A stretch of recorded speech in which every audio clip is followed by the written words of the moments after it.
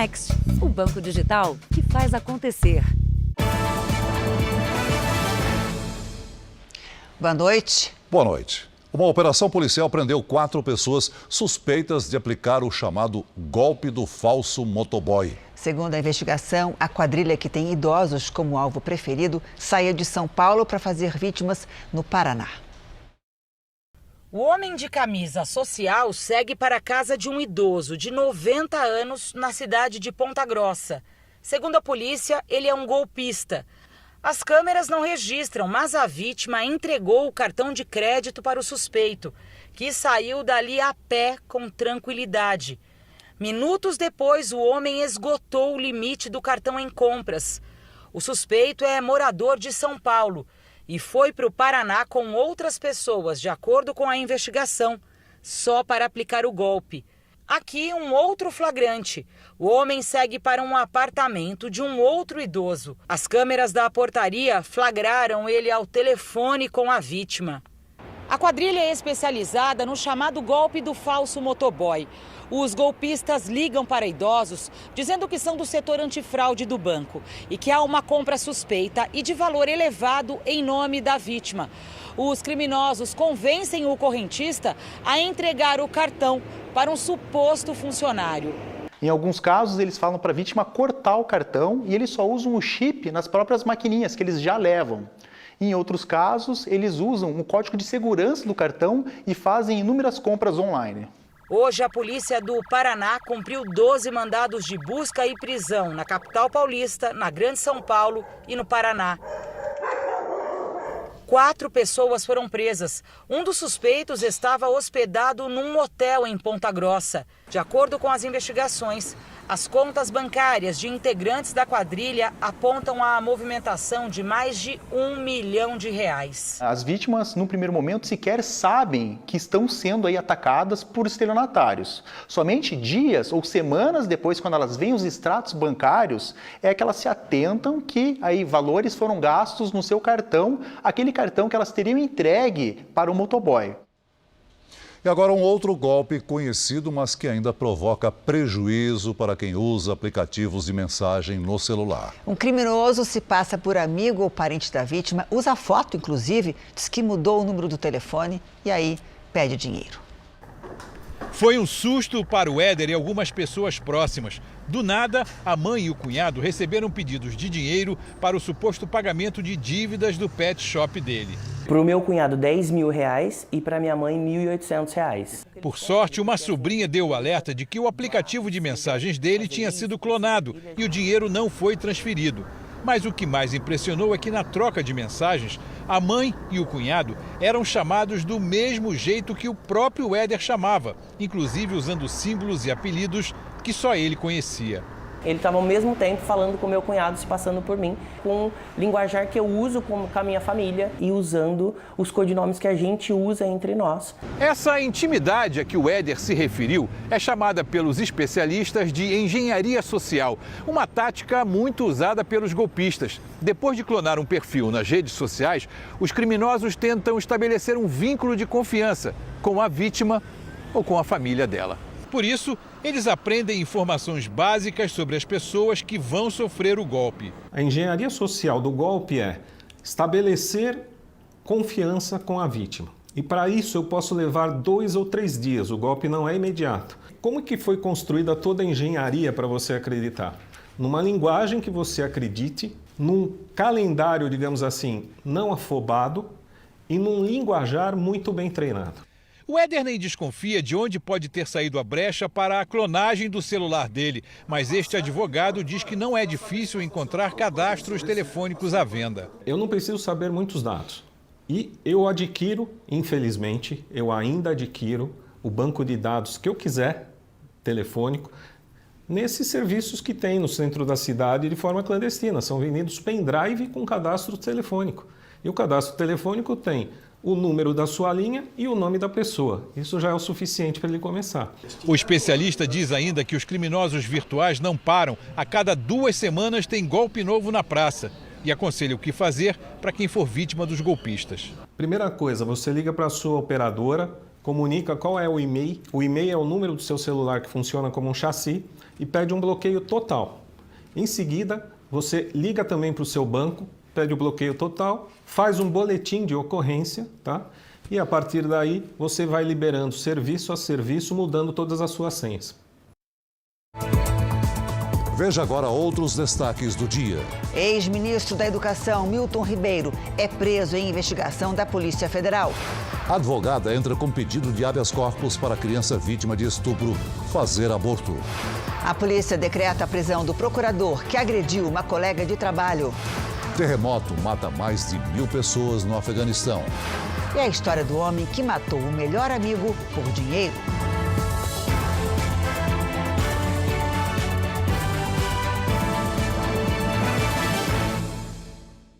Oferecimento Bradesco. Entre nós, você vem primeiro.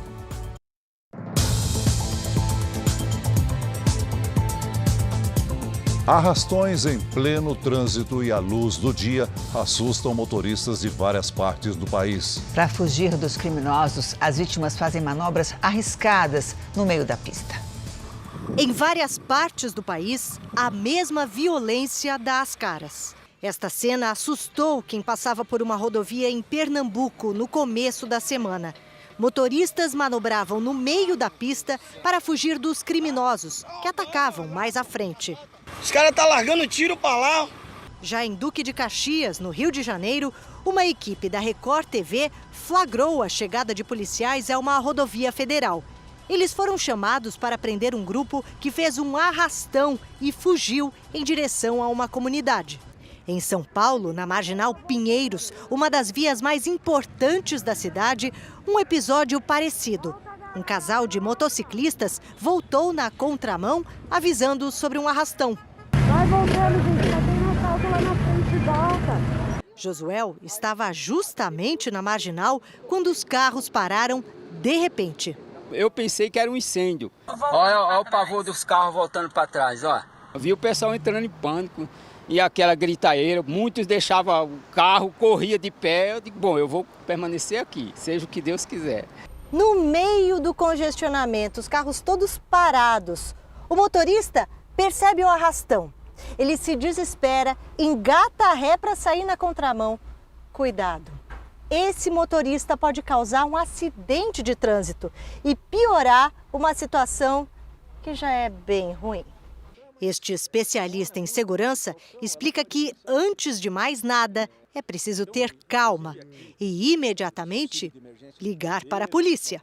A pessoa vê que está acontecendo um arrastão, está acontecendo um crime, ela liga para o telefone de emergência, liga para o 190 e relata, olha, está acontecendo isso em tal lugar. É importante a referência. E uma equipe de reportagem do Jornal da Record gravou um flagrante de assalto numa movimentada região de São Paulo. A mulher havia acabado de ser assaltada quando a equipe passava pelo local, que fica na zona oeste de São Paulo. Ai, meu celular. Relaxa, o importante é você tá andando. Meu pai, ele... Ai. Giovana entrou em estado de choque e chegou a desabar no chão. Vamos sentar, senta com a gente ali. Respira. A senhora, ela foi assaltada. Foi assaltada. O cara de bicicleta passou e levou o celular dela. A jovem trabalha na Secretaria Estadual de Saúde e passava de bicicleta quando foi abordada. A polícia registrou a ocorrência, mas o criminoso conseguiu fugir com a bicicleta e o telefone celular da vítima. No Rio de Janeiro, 2 mulheres foram presas por espionar tropas de elite da Polícia Militar. Câmeras instaladas em pontos estratégicos vigiavam policiais que entravam e saíam dos batalhões. As informações eram repassadas a traficantes. 2 espiãs presas em flagrante em uma missão.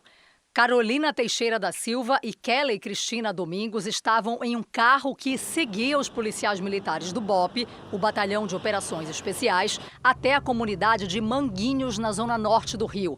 Elas vão responder por associação ao tráfico de drogas. Com elas foram apreendidos 6 celulares. De acordo com as investigações, as mulheres passavam a traficantes o passo a passo da ação da PM em tempo real. Montam barricadas, montam emboscadas para as equipes que vão fazer a operação. O esquema de espionagem era ousado e contava com câmeras instaladas em pontos estratégicos. Uma delas dentro de um apartamento alugado nesse prédio em Laranjeiras, na zona sul do Rio. O equipamento estava em uma loja próximo à sede do BOP, tropa de elite da PM. A outra câmera ficava em uma sala comercial no centro da cidade, vizinha ao batalhão de choque. De lá era registrada toda a movimentação de saída das viaturas da unidade militar. Agora a polícia quer saber há quanto tempo o BOP e o batalhão de choque da PM eram monitorados e quem financiava essa espionagem. O esquema exigia um alto custo para funcionar. Tinha escolta, aluguel de imóveis em áreas nobres do Rio e equipamentos modernos de comunicação. O delegado responsável pelo inquérito vai pedir a quebra do sigilo telefônico das 2 espiãs. Há todo um grupo por trás disso. Elas são a ponta do iceberg. Agora a gente vai buscar o resto nessa investigação desmembrada. A polícia de Minas Gerais indiciou um massagista por importunação sexual contra 3 mulheres. Elas eram clientes dele. O homem já tinha sido julgado e condenado por outros crimes sexuais. Antônio Henrique da Silva usava as redes sociais para oferecer serviços estéticos e de massagem. Esta mulher procurou o profissional e se arrependeu. Eu fui 2 vezes. A primeira vez foi bem tranquilo. Na segunda vez eu estava sozinha com ele. E aí que foi que aconteceu o abuso. A advogada, de 27 anos, só teve coragem de denunciar o massagista 2 anos após o abuso. Eu não procurei pela dificuldade de conseguir comprovar o crime. E aí ficaria minha palavra contra a dele. O homem de 52 anos foi indiciado por violação sexual depois que 4 mulheres procuraram a polícia para denunciar o crime. Todas relataram situações semelhantes à vivida pela advogada. Temos 4 inquéritos instaurados, 3 já foram concluídos com indiciamento, encaminhados à justiça e 1 está em andamento em fase de conclusão final. Antônio Henrique já foi julgado e condenado em 2 instâncias, também por crimes de violação sexual cometidos em 2016, mas está em liberdade porque conseguiu converter a sentença de 2 anos de prisão em penas alternativas. Nesse período, ele continuou a atender nesta clínica de Belo Horizonte e fez novas vítimas. Ao todo são mais de 10 vítimas, eu recebi mais de 10 relatos, mas até o momento nós temos 5 vítimas confirmadas. Ele é um reincidente específico, contumaz, sempre comete o mesmo crime com a mesma forma de agir. A Prefeitura de São Paulo não indica mais a suspensão das aulas caso algum aluno esteja com Covid. E hoje começou a aplicação da 4ª dose em pessoas com mais de 45 anos. 500 mil pessoas de 45 a 49 anos serão vacinadas na primeira etapa. A Prefeitura de São Paulo aguarda novas doses do Ministério da Saúde para estender a vacinação para pessoas acima de 40 anos. Nas escolas municipais, a partir de agora, não é mais indicada a suspensão das aulas diante de casos confirmados. Somente quem foi infectado deve ser afastado. Se 2 ou mais alunos contraírem a doença, o uso de máscara passa a ser obrigatório para todos, inclusive funcionários, por 14 dias. Esse infectologista avalia que a decisão chega no momento de alta da transmissão da doença. Ele defende que o uso de máscara deveria ser obrigatório em ambientes fechados. Se todo mundo estiver com máscara, positivar, acho que nem toda a sala precisa ser isolada, precisa ser afastada, não precisa suspender a aula. Acho que poderia monitorar esses alunos e, à medida que tiverem sintomas, aí sim serem afastados. As novas regras já foram publicadas no Diário Oficial. É uma ação conjunta das secretarias municipais de Esporte e Saúde. O objetivo é promover a continuidade das aulas presenciais. É muito importante nós garantirmos um ambiente escolar seguro que permita continuar com as aulas sem interrupção para que não prejudique justamente essas crianças que já estão indo para 2 anos e meio, para 3 anos de pandemia. Esta escola precisou suspender as atividades em 2020 e em alguns períodos do ano passado. Com as aulas presenciais garantidas, a felicidade aqui é geral. Agora também é só alegria, né?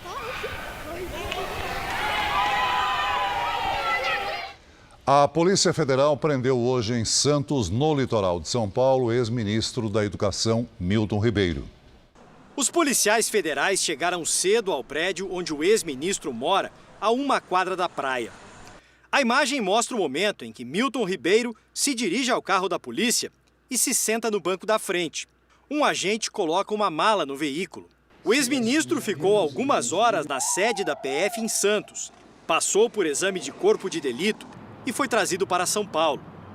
No mandado de prisão preventiva, o juiz federal Renato Borelli detalha que o ex-ministro da Educação é investigado pela suposta prática de corrupção, por prevaricação, quando um funcionário público falta com os deveres de seu cargo, além de advocacia administrativa, quando pratica atos para atender interesses pessoais e tráfico de influência. A defesa de Milton Ribeiro conseguiu evitar que ele fosse levado para Brasília.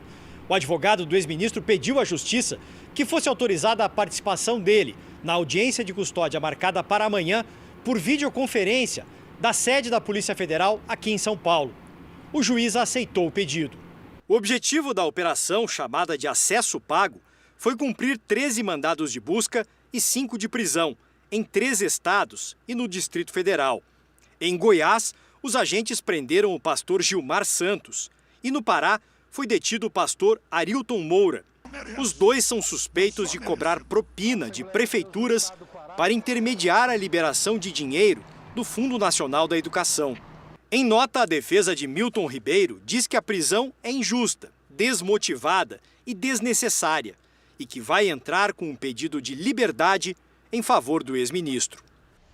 A Controladoria Geral da União identificou uma movimentação financeira suspeita nas contas do ex-ministro da Educação, Milton Ribeiro. De acordo com a reportagem exclusiva do portal R7, foi identificado que o pastor Arilton Moura teria depositado R$60 mil na conta do ex-ministro, um fato que reforçou o pedido de prisão.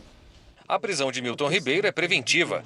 Na audiência de custódia desta quinta-feira, que será por videoconferência, o juiz decidirá se mantém o ex-ministro preso ou se aplica outra medida cautelar, como a prisão domiciliar. Isso permitiria a Ribeiro aguardar o fim da investigação em casa. A operação foi autorizada depois que a Controladoria Geral da União identificou movimentações financeiras atípicas nas contas de Milton Ribeiro há 3 semanas. Ribeiro deixou o ministério em março após a divulgação de um áudio em que ele afirma que o presidente Jair Bolsonaro pediu a ele prioridade para a liberação de recursos às cidades indicadas pelos pastores Gilmar Santos e Arilton Moura. Em depoimento, prefeitos desses municípios disseram que os pastores exigiam propina em troca da indicação. Bíblias e até barras de ouro foram solicitadas como forma de pagamento. Os dois também foram presos hoje. Os policiais federais fizeram ainda buscas na sede do Ministério da Educação em Brasília. O atual ministro, Vitor Godoy, afirmou que o governo não compactua com corrupção. Qualquer pessoa que tenha praticado qualquer irregularidade, seja comprovada a sua culpa, isso tem que ser objeto de responsabilização.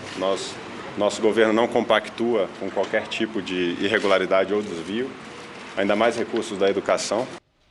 O presidente Bolsonaro falou sobre a prisão do ex-ministro da Educação. Ele disse que se Milton Ribeiro foi detido é porque deve haver motivos.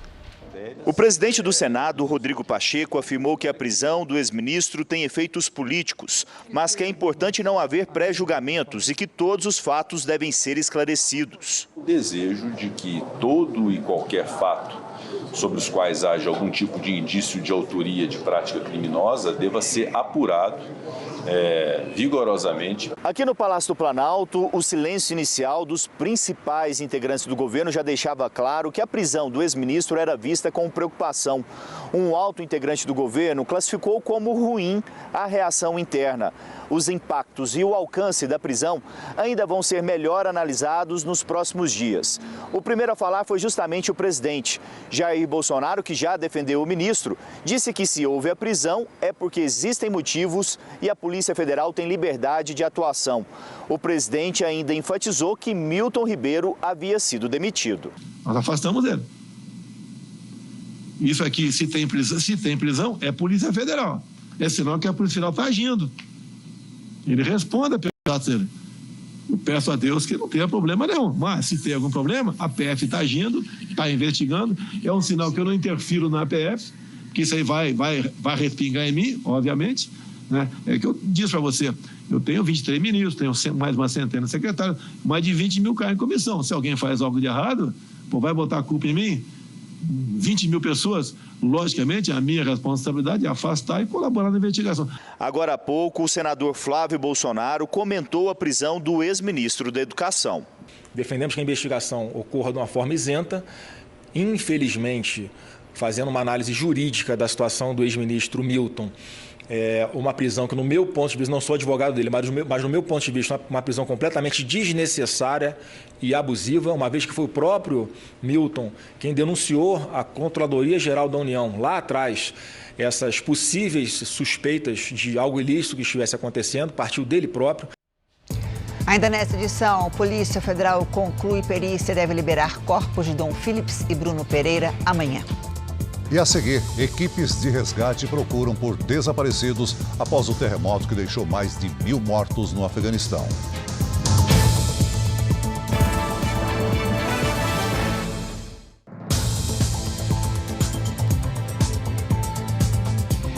Mais de 1.000 pessoas morreram vítimas de um terremoto no Afeganistão. Há milhares de feridos. A procura por desaparecidos continua. O terremoto de 5,9 graus, numa escala que vai até 10, provocou destruição. O epicentro foi na cidade de Khost, que fica na fronteira com o Paquistão. Logo depois do abalo, os próprios moradores ajudaram na busca por desaparecidos. Helicópteros são usados no resgate das vítimas mais graves. Milhares de feridos foram levados a hospitais da região. A ONU pediu a ajuda à comunidade internacional e à Cruz Vermelha para enviar alimentos à população. Autoridades de saúde do Reino Unido encontraram resquício do vírus que provoca a poliomielite em amostras do esgoto, em Londres. Nenhum caso da doença foi detectado, mas o governo pediu à população que se vacine.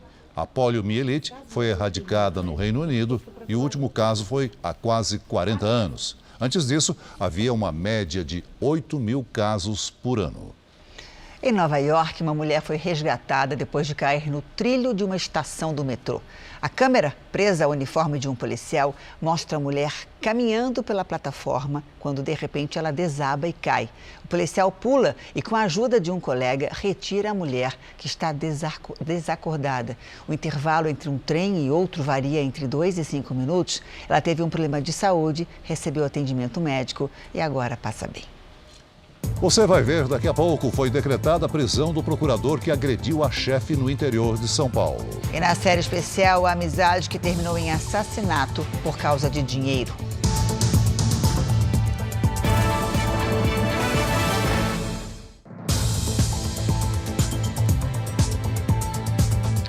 A Rússia ameaça a Lituânia ao dizer que a resposta ao bloqueio de mercadorias não será diplomática. O país membro da OTAN bloqueou a passagem de produtos que cruzariam o país para chegar ao território russo. A Rússia costumava usar o transporte ferroviário para levar mercadorias para Kaliningrado, um território russo localizado entre a Lituânia e a Polônia. Para chegar lá, os trens russos precisam passar por outros países. No entanto, desde o último fim de semana, o governo lituano proibiu a passagem de produtos como carvão e metais, por causa das sanções europeias. Uma reação militar russa contra a Lituânia pode resultar em mais conflito, uma vez que o país é membro da OTAN, a aliança militar liderada pelos Estados Unidos. A alta no preço dos alimentos fez a inflação no Reino Unido chegar a 9,1% em maio. É o maior índice em 40 anos. Também é a maior taxa entre os países das 7 principais economias do mundo. Segundo especialistas, esse índice de inflação pode subir ainda mais. Além disso, demissões e congelamento de salários têm feito sindicatos alertarem sobre greves generalizadas, como a do transporte ferroviário, que já prejudica a malha britânica desde segunda-feira. Voltamos em 30 segundos. E na sequência você vai ver o caso da procuradoria que foi agredida por um colega. A prisão dele foi decretada hoje. No Equador, autoridades anunciaram que pelo menos 18 policiais estão desaparecidos em meio aos protestos contra o governo. O ministro do Interior afirmou que os agentes desapareceram após um ataque contra instalações policiais. Até o momento, pelo menos 2 pessoas morreram durante os protestos violentos que se espalham pelo país e agora se concentram na capital, Quito. Hoje, o governo do Equador anunciou que não aceita as reivindicações dos manifestantes. Os atos começaram contra o aumento no preço do combustível há 10 dias. Parte do país está sob regime de exceção quando as garantias fundamentais, como o direito de ir e vir, por exemplo, são suspensas ou alteradas em nome da segurança. O governo americano planeja pedir ao Congresso uma suspensão de 3 meses do imposto federal sobre a gasolina. A medida tenta aliviar o aumento do preço do combustível por causa da inflação. A ação retira por 3 meses um valor próximo de 25 centavos de real por litro da gasolina vendida nos Estados Unidos. Os americanos pagam em média R$ 6,75 o litro.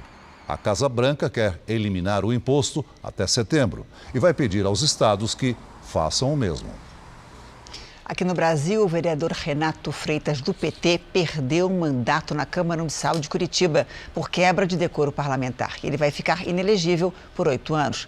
A cassação foi aprovada com 25 votos a favor e 5 contra. O vereador foi punido por quebra de decoro parlamentar, por perturbar um culto religioso e fazer um ato político numa igreja. Em fevereiro, ele liderou uma manifestação contra o racismo e invadiu uma igreja de Curitiba, onde ocorria uma celebração. O vereador do PT disse que não foi uma invasão, porque a cerimônia já havia terminado. E foi decretada a prisão do procurador que agrediu a chefe na sede da promotoria no interior de São Paulo. Demétrios Macedo está foragido. O Jornal da Record conversou com uma funcionária que denunciou o agressor. Semanas antes da agressão, a procuradora e uma funcionária da Procuradoria de Registro no interior de São Paulo trocaram mensagens. As duas estavam assustadas. Doutor Demétrios acabou de vir aqui. Não sei porque ele veio para quebrar o pau, sei lá, estava transtornado. Após ouvir a mensagem, a procuradora respondeu: "Que medo, vamos cuidar para estarmos sempre juntas." A funcionária ainda diz: "Ficar depois do horário é perigoso também." Tainã é agente administrativa da Procuradoria. Foi ela quem fez a reclamação contra o procurador Demétrios Macedo, que resultou na abertura de um processo disciplinar. Um dia ele brigou feio comigo por causa de besteira, assim, de cumprimentos. Então, ela me deu todo o apoio, ela falou se eu quisesse registrar isso, ela ia levar com muita seriedade. Aí eu aceitei. No mesmo dia em que Demétrios soube da abertura do processo contra ele, agrediu a procuradora-geral. Durante o expediente, Gabriela Samadelo levou chutes e socos. Ela pediu socorro. Outras mulheres tentaram ajudar. Uma delas também foi agredida. Gabriela ficou ferida, principalmente no rosto. Eu sabia que ele ia receber a notícia, que ele ia ter um processo administrativo contra ele. Então, como a gente estava com medo da reação dele, eu nem fui. O vídeo que eu assisti foi o mesmo cara que eu via todo dia. Aquele mesmo cara. Tanto é que eu tinha frio na espinha de conviver com ele toda vez que ele passava perto de mim. atacava a minha ansiedade. Hoje, a Justiça decretou a prisão preventiva do agressor. Ele já tinha sido afastado das funções com suspensão de salário. Demetrios tem 34 anos e trabalhava na Procuradoria de Registro desde 2011, quando passou em concurso público. No início desse ano, Gabriela se tornou chefe dele. O Tribunal de Ética e Disciplina da OAB de São Paulo abriu processo para a suspensão preventiva do acusado. Nós tentamos contato com a defesa de Demetrios Macedo, mas não tivemos retorno. Os corpos do higienista Bruno Pereira e do jornalista Dom Phillips serão liberados amanhã. Pelo menos 3 disparos atingiram as vítimas. Os 2 corpos devem sair do Instituto Nacional de Criminalística da Polícia Federal em Brasília amanhã, 13h. De sexta-feira até hoje foram 6 dias de trabalho ininterrupto, envolvendo 20 peritos. Pelo menos 3 disparos atingiram as vítimas. Outras etapas da investigação seguem, como a análise de provas recolhidas no local. A conclusão dos exames de DNA em todo o material recolhido no Vale do Javari, no Amazonas, era o último passo para a liberação dos corpos de Dom Phillips e Bruno Araújo Pereira. Os testes comprovam a identidade das vítimas, que já haviam sido confirmadas pelos exames da arcada dentária. A gente tem interesse em descobrir sobre a vítima, sobre os autores e toda a dinâmica envolvida ali. Até o momento a gente já conseguiu informações. Identificamos as vítimas, entendemos a causa-morte e já temos algumas informações sobre a dinâmica dos eventos. A partir do depoimento do principal suspeito pelo crime, até agora já se sabe que houve uma discussão entre Jefferson, um outro pescador também já preso, e Bruno. Já com a ajuda de Pelado, teria ocorrido uma troca de tiros entre os pescadores e as vítimas. Os 2 foram atingidos e morreram no local. O barco foi afundado, os pertences pessoais foram escondidos e os corpos enterrados longe de onde houve o tiroteio. A perícia no barco encontrado no Rio Itacoaí vai começar amanhã e deve contribuir para esclarecer como o crime ocorreu. 3 pessoas estão presas e outras 5 são investigadas por envolvimento no crime. No Rio Grande do Sul, um caso revoltante. A Polícia Civil indiciou a mãe e o padrasto de uma menina de 3 anos que foi espancada até a morte. De acordo com as investigações, Mirela Dias Franco sofria maus tratos em casa. Os 2 foram presos e vão responder por tortura qualificada. Mirela foi levada já sem vida a essa unidade de saúde em Alvorada, na região metropolitana de Porto Alegre. As imagens são do dia 31 de maio deste ano. Durante as investigações, a polícia descobriu que as agressões à criança eram constantes. A Mirela morreu devido a uma hemorragia muito significativa. Ela teve laceração maciça das vísceras, portanto, teve rompimento do fígado, do baço, lesões nos rins. Documentos que fazem parte do inquérito comprovam que Mirela deu entrada diversas vezes na rede pública de saúde. Nos prontuários há registros de queimaduras, fraturas e machucados. Segundo a polícia, tanto a mãe quanto o padrasto teriam envolvimento nas lesões da criança. Os 2 vão responder por tortura qualificada. Lilian Dias da Silva, de 24 anos, e Anderson Borba Carvalho Júnior, de 27, estão presos. A Polícia Civil, neste momento, entendeu pela tipificação do crime de tortura, na modalidade tortura castigo qualificado pelo resultado morte. Foi esse o fundamento da representação pela prisão preventiva que nós tivemos no momento. A única denúncia feita em relação aos maus tratos partiu de um hospital de Porto Alegre em janeiro desse ano. Após a morte de Mirela, um conselheiro tutelar que teria ficado responsável pelo caso na época apresentou um relatório falso, tentando provar que foi até a casa da criança e não encontrou ninguém. O conselheiro foi afastado e vai ser indiciado por falso testemunho e falsificação de documento público. O governo está mais perto de chegar ao número necessário de assinaturas para a abertura da CPI da Petrobras. O requerimento tem pouco mais de 130 assinaturas e precisa do apoio de pelo menos 171 deputados para ser encaminhado ao presidente da Câmara.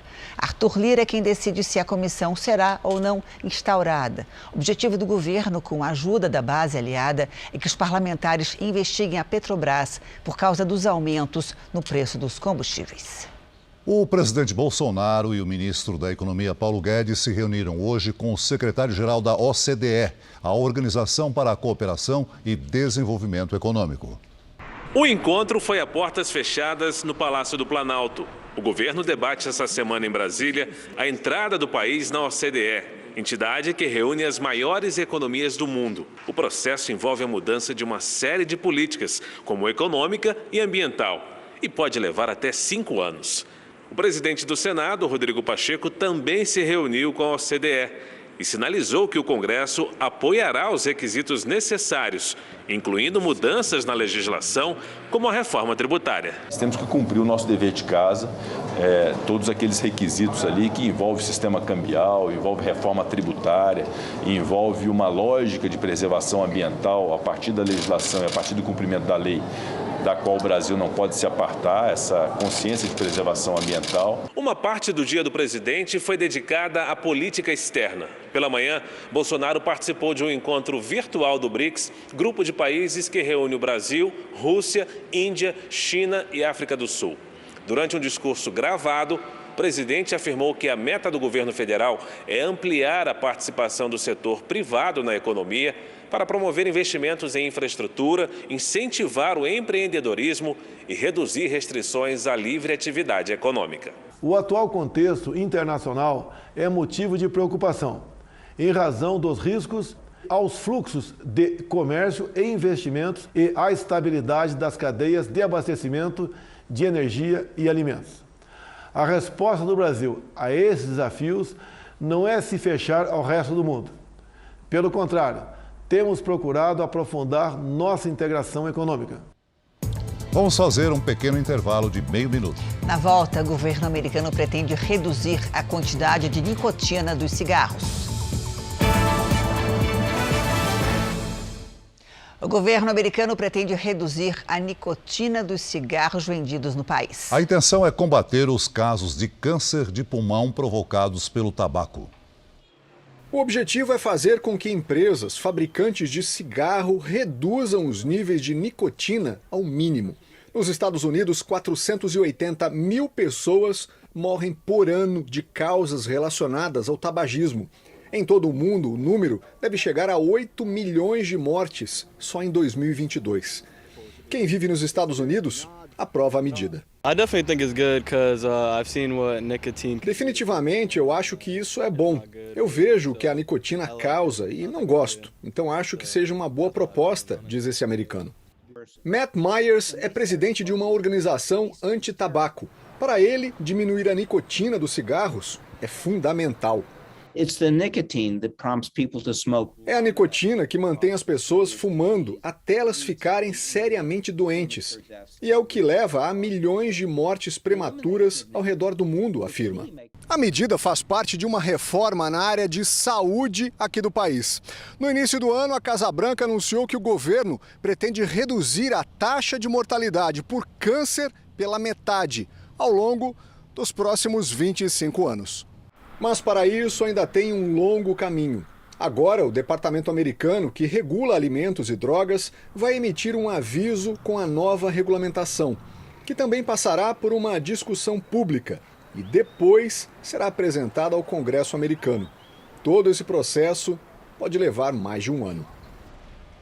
Agora, a previsão do tempo aqui no Brasil. Aos poucos, a seca deixa de ser um problema na região sul do país. Desde março, Rio Grande do Sul e Santa Catarina tiveram chuva acima do normal.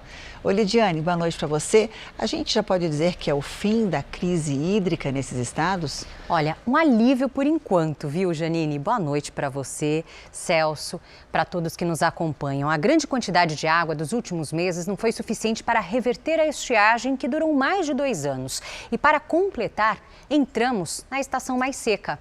A frente fria no oceano deixa muitas nuvens carregadas entre o Rio Grande do Sul e Santa Catarina. Além da chuva, tem risco de ventania no litoral catarinense e nevoeiro denso entre Santa Catarina e o Espírito Santo. Esse nevoeiro é o máximo de umidade que devemos ter no Sudeste. À tarde, o sol aparece entre poucas nuvens, do Paraná até o Tocantins, em Rondônia e também no Acre. Nesta quinta, alerta para baixa umidade do ar nas áreas em vermelho do mapa. No litoral do Nordeste, a chuva persiste até o fim da semana. Em Florianópolis, máxima de 22 graus. No Rio de Janeiro, faz até 29. Em Cuiabá, 34 e até 32 em Manaus. Em São Paulo, aquele calor fora de época até sexta-feira, com máximas de 27 e de 26 graus. No sábado, uma frente fria muda o tempo. Hora do Tempo Delivery. O Rovaldo é de Londrina, no Paraná. Vamos lá. Rovaldo, até o fim de semana o tempo segue firme, seco e com tardes quentes. Quinta e sexta com máxima de 28 graus. Agora é a hora da Rosane, de São Luís, Maranhão, Lidy. Vamos lá. Oi, Rosane. O tempo segue instável e abafado na capital maranhense. O sol fica naquela luta com as nuvens carregadas e aí pode chover a qualquer hora. Na quinta e na sexta faz até 31 graus. Participe aqui também do nosso Tempo Delivery pelas redes sociais. Basta mandar uma mensagem com a hashtag você no JR. Janine, Celso. Obrigada, Lídia. Até amanhã. Lídia. Até amanhã. A proposta do governo federal de conceder um auxílio mensal aos caminhoneiros gerou descontentamento na categoria. Segundo eles, o valor de R$ 400 não daria para rodar nem 100 quilômetros. É só olhar o valor final na bomba para entender a preocupação dos caminhoneiros. Muito difícil, muito caro o óleo. Caro demais. Tá difícil, eu já estou mais de 20 anos na praça e tá complicado. Em média, são 1.000 litros para encher o tanque de um caminhão de grande porte. O consumo gira em torno de 2 quilômetros por litro, levando em consideração o preço médio do diesel no Brasil, de R$ 6,90, são R$ 6.900 para rodar 2.000 quilômetros. Uma distância equivalente a 2 viagens de ida e volta entre Belo Horizonte e São Paulo. A principal reclamação dos caminhoneiros é que eles não conseguem repassar para o frete os constantes aumentos. O máximo que a gente conseguiu repassar foi 6% e a maior parte do cliente não está aceitando. A proposta do governo de pagar um auxílio de R$ 400 para os caminhoneiros não agradou a categoria. O problema é que com o preço do diesel dá para rodar apenas cerca de 100 quilômetros por mês com a ajuda. O transporte pode entrar em colapso, o transporte pode parar sim, principalmente por não ter condições mais de rodar. A questão dos aumentos dos combustíveis não está fechando mais a conta. O governo aguarda um parecer da Advocacia Geral da União antes da proposta a seguir para o Congresso Nacional.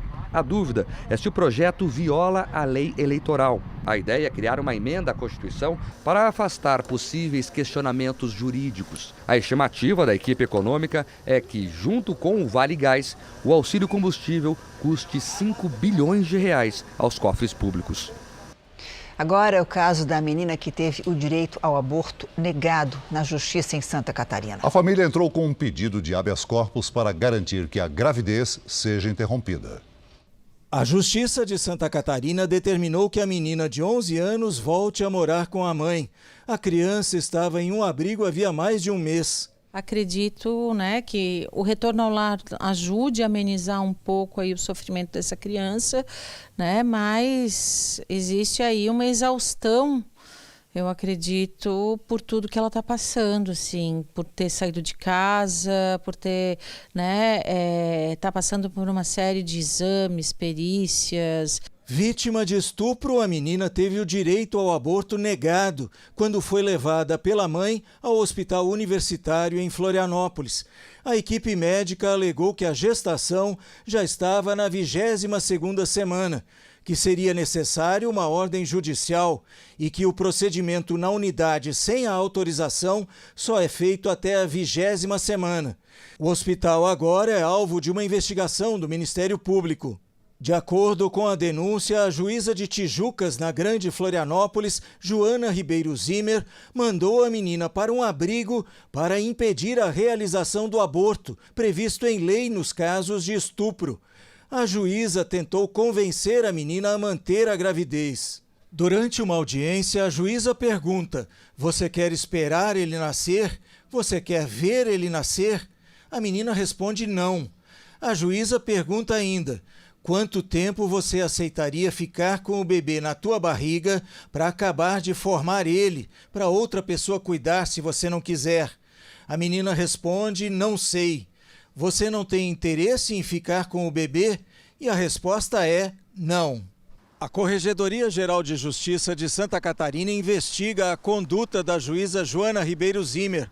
Ela continua em atividade, agora em Brusque, no interior do estado, depois de receber uma promoção já prevista antes da repercussão do caso da menina. A família da menina agora aguarda uma nova decisão da Justiça.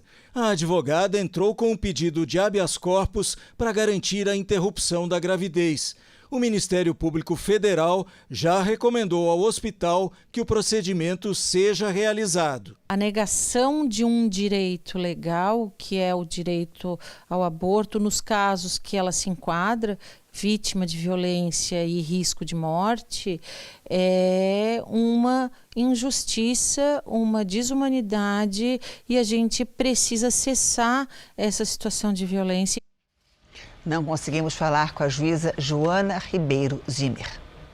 Vamos para um intervalo bem rápido, só 30 segundos. E quando a gente voltar, você vai ver a história do homem que matou o melhor amigo por causa de dinheiro.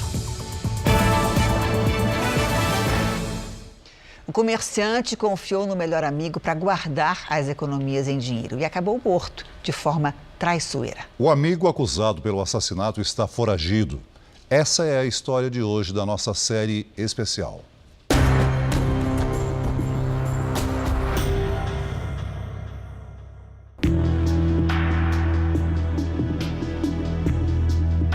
A sensação de paz do interior ameaçada. Aí entraram na rua, onde ele foi bem para dentro, na rua de estrada de terra, e deu um tiro no rosto, outro na nuca, abriu a porta do carro, jogou o meu esposo na rua, jogou gasolina e ateou fogo.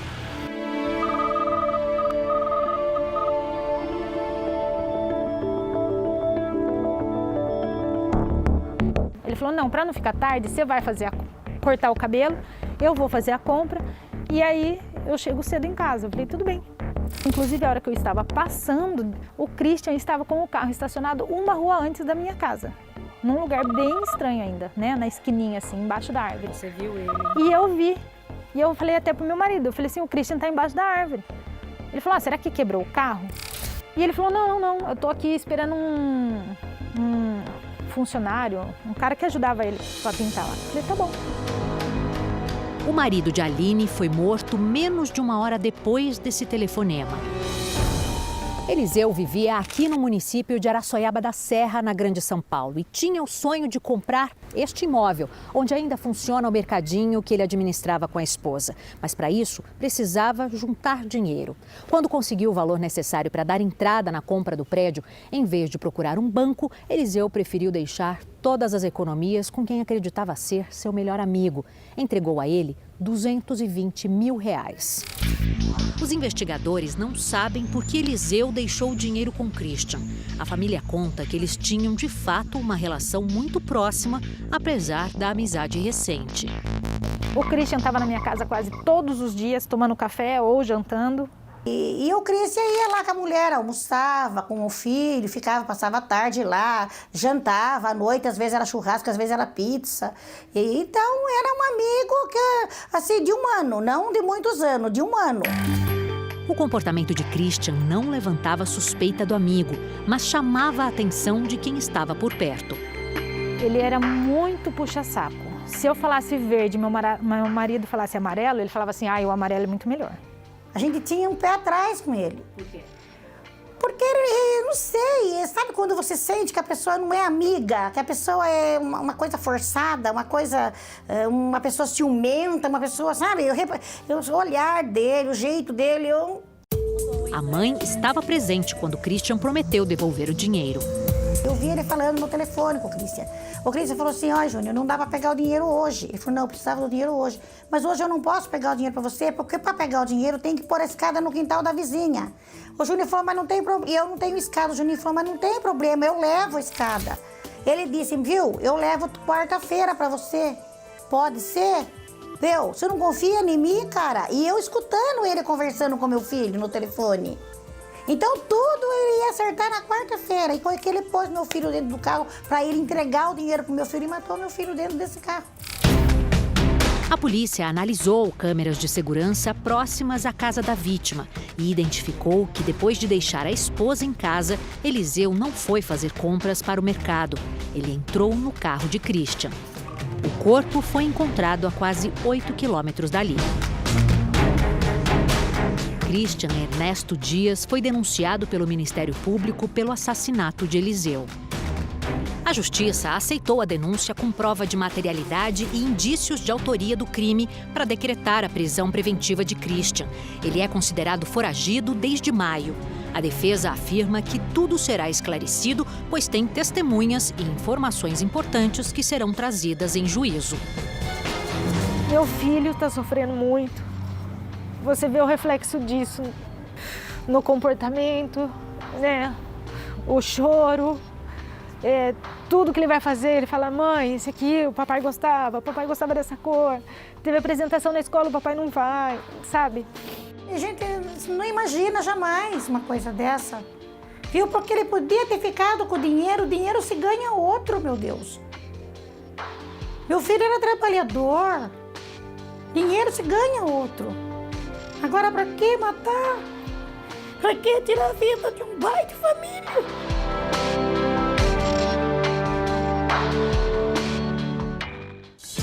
O Jornal da Record termina aqui. A edição de hoje na íntegra e também a nossa versão em podcast estão no Play Plus e em todas as nossas plataformas digitais. À 00:30 tem mais Jornal da Record. Fica agora com a série Todas as Garotas em Mim. Logo em seguida você assiste Amor Sem Igual. Boa noite para você e a gente se vê amanhã.